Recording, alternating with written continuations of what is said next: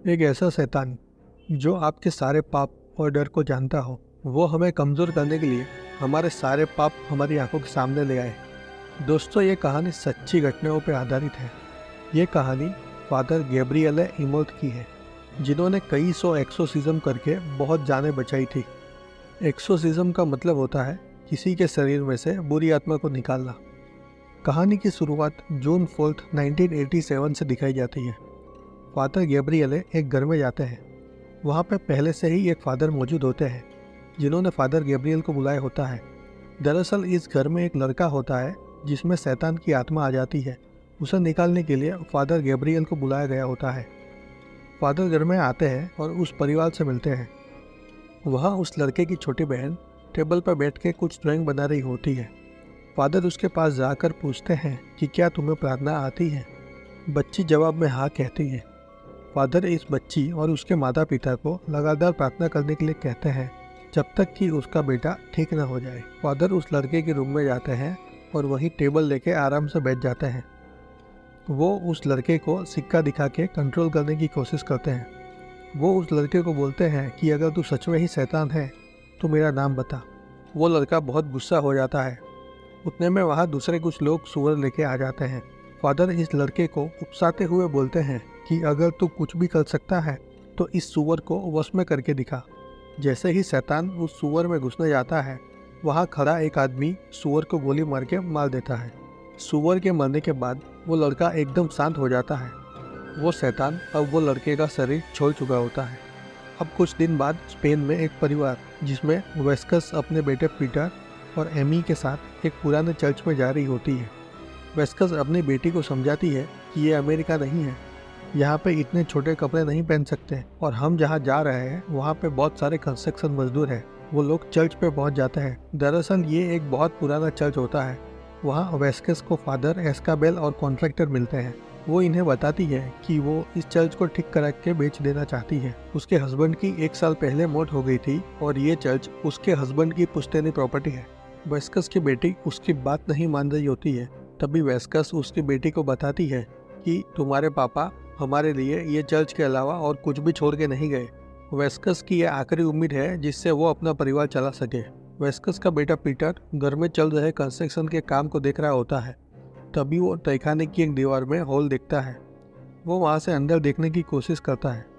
उसे अंदर ताबूत जैसी एक चीज़ दिखती है। उसे वहाँ कुछ अजीब सा फील होता है और वो वहाँ से चला जाता है। तहखाने की दीवार का होल कुछ कंस्ट्रक्शन के मजदूर देखते हैं। वो अंदर देखने के लिए फायर स्टिक जलाते हैं, लेकिन तभी उसमें भरी मीथेन गैस की वजह से वहाँ ब्लास्ट हो जाता है और दोनों बहुत बुरी तरह से जख्मी हो जाते हैं। ये सब देख के कॉन्ट्रैक्टर आगे का काम करने से मना कर देता है। वहाँ वेस्कस का बेटा पीटर अजीब सी हरकतें करने लगता है। पीटर, जो कि पिछले 1 साल से कुछ भी नहीं बोला होता है, वो अचानक उठ पड़ता है और बोलने लगता है कि तुम सब मरने वाले हो। वेस्कस उसे हॉस्पिटल लेकर जाती है, जहाँ उसके सारे रिपोर्ट नॉर्मल आते हैं। डॉक्टर वेस्कस उसके बेटे को किसी गहरे सदमे के बारे में पूछती है। वेस्कस बताती है कि पीटर ने अपने पापा को मरते हुए देखा था। डॉक्टर वेस्कस को एक बेहोशी का इंजेक्शन देती है और बोलती है कि अगर पीटर अपने आपे से बाहर निकल जाए तो तुम उसे ये दे के सुला सकती हो। वेस्कस वहाँ फादर एस्काबेल को बुलाती है। वो जैसे ही पीटर के रूम के अंदर जाते हैं, वो छोटा बच्चा उसे उठाकर बाहर फेंक देता है और बोलता है कि तुम लोगों ने गलत फादर को भेजा है। यहाँ इटली में फादर गैब्रिएल को एक दूसरे चर्च में बुलाया जाता है। वहाँ चर्च के 4-5 सीनियर लोग फादर गैब्रिएल से पूछताछ कर रहे होते हैं। वो फादर के एक्सोसिज्म पे सवाल उठा रहे होते हैं। वहाँ वो फादर भी मौजूद होता है जो आखिरी एक्सोसिज्म में गैब्रिएल के साथ थे। फादर गैब्रिएल सबको बताते हैं कि दरअसल उस लड़के में कोई शैतानी आत्मा आई ही नहीं थी। वो उसका दिमाग का वहम था जिसे तोड़ने के लिए उन्होंने ये नाटक किया था। वो आगे बताते हैं कि एक्सोसिज्म के 98% किस्से दरअसल साइकोलॉजिकल केस होते हैं। सिर्फ 2% लोग पॉजेस्ड होते हैं। पूछताछ में गैब्रिएल की सबसे बहस हो जाती है और वो वहाँ से चले जाते हैं। गैब्रिएल वहाँ से अपने चर्च के फादर के पास जाते हैं। वो गैब्रिएल को छोटे बच्चे के बारे में बताते हैं जो कि फ्रांस में किसी शैतानी आत्मा का शिकार हो जाता है। वो गैब्रिएल को उस बच्चे और उस शापित चर्च के बारे में कुछ फाइल देते हैं। गैब्रिएल वो सब पढ़ने के बाद फ्रांस के लिए निकल जाता है। गैब्रिएल फ्रांस पहुंचकर फादर एस्काबेल से मिलता है और पूरे मामले के बारे में जानता है। फादर एस्काबेल गैब्रिएल को फैमिली से मिलवाते हैं। गैब्रियल बिना वक्त गवाए सीधे बच्चे के कमरे में चले जाते हैं। कमरे में जाके फादर वो बच्चे को देखते हैं और उससे बात करते हैं। वो सिक्का निकालकर उस बच्चे को वश में करने की कोशिश करते हैं। तभी उन्हें शैतान की आंखें दिखती हैं। वो समझ जाते हैं कि ये कोई साइकोलॉजिकल डिसऑर्डर नहीं है, ये बच्चे में सच में ही किसी शैतान की आत्मा है। वो उस शैतान को उसका नाम पूछते हैं, लेकिन वो शैतान कुछ नहीं बताता, बल्कि वो सामने से फादर का नाम बताता है। वो फादर की ज़िंदगी का सबसे बड़ा डर भी जानता होता है। जब गैब्रियल आर्मी में काम कर रहे होते हैं, तभी वो एक वॉर सिचुएशन में फंस जाते हैं। वो उनकी ज़िंदगी का सबसे डरावना पल था। ये शैतान फादर को वो पल याद कराता है। फादर ये सब देख के चौंक जाते हैं और कमरे से बाहर आ जाते हैं। वो फादर एस्केबेल को बताते हैं कि ये बहुत शक्तिशाली शैतान है। इसे वो बातें भी पता है जो उन्होंने किसी को भी नहीं बताई थी। अगर हमें इसे कमज़ोर करना है तो पहले हमें इसका नाम पता करना पड़ेगा। अब दोनों मिलकर वापस से बच्चे के रूम में जाते हैं और प्रार्थना करके शैतान को भगाने की कोशिश करते हैं। तभी वो शैतान फादर गैब्रियल के सामने वो लड़की की मेमोरी ले आते हैं जिससे फादर अपने एक्सोर्सिज्म से बचा नहीं पाए थे। ऐसे ही शैतान फादर एस्केबेल के सामने उसके पापों को लाने लगते हैं, जिससे वो डर जाते हैं और वहाँ से भाग जाते हैं। वहाँ विस्कस डर जाती है और वो पीटर को लेकर वापस अमेरिका जाने की बात करती।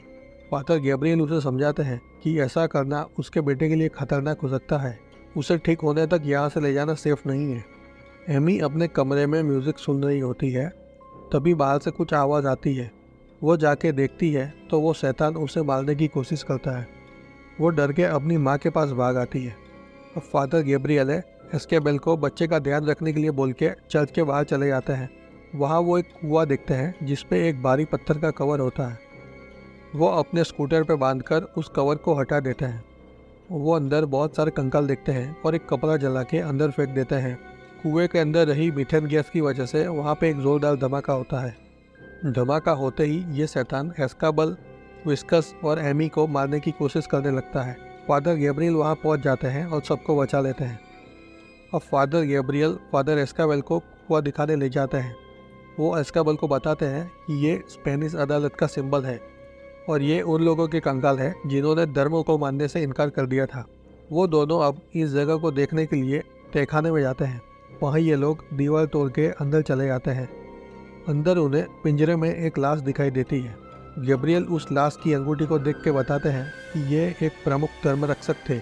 जब एक्सोर्सिज्म फेल हो जाता है तो वो इस पिंजरे में कैद हो जाते हैं, जिससे शैतान उन पर काबू न कर सके। वो वहाँ एक लोहे का गेट देखते हैं जिस पर ताला लगा होता है। वो उस धर्मरक्षक की जेब से ताले की चाबी निकाल लेते हैं और अंदर चले जाते हैं। फादर गैब्रियल ने अनजाने में एक ऐसी जगह खोल दी थी जो नर्क का दरवाज़ा होता है। उन्हें वहाँ सिंहासन पे एक और बॉडी मिलती है जिसके हाथ में उन्हें कुछ नक्शे और एक बुक मिलती है। वो बुक में शैतान की कहानी और उसका नाम भी लिखा होता है। यह शैतान नर्क का राजा होता है। उसका नाम होता है एस्मोडियस। अब दोनों फादर ऊपर आते हैं और प्रार्थना करके उस शैतान को भगाने की कोशिश करते हैं। अब उन्हें शैतान का नाम पता होता है, जिससे शैतान थोड़ा कमज़ोर पड़ने लगता है। वो बच्चा अचानक से बेहोश हो जाता है और वो आत्मा एमी में आ जाती है। शैतान एक साथ 3 लोगों का गला पकड़ लेता है और वो अब सबको मारने वाला होता है।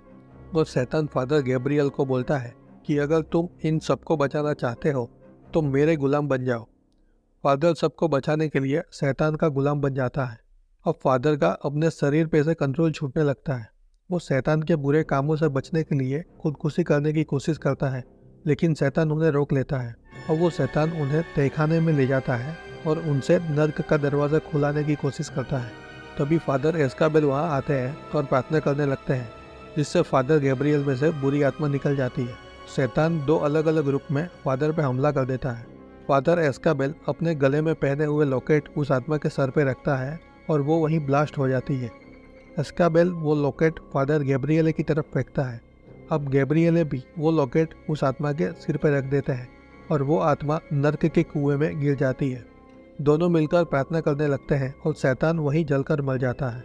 अब फादर गैब्रियल और एस्केबेल इटली आते हैं। वहाँ वो चर्च के सीनियर फादर से मिलते हैं।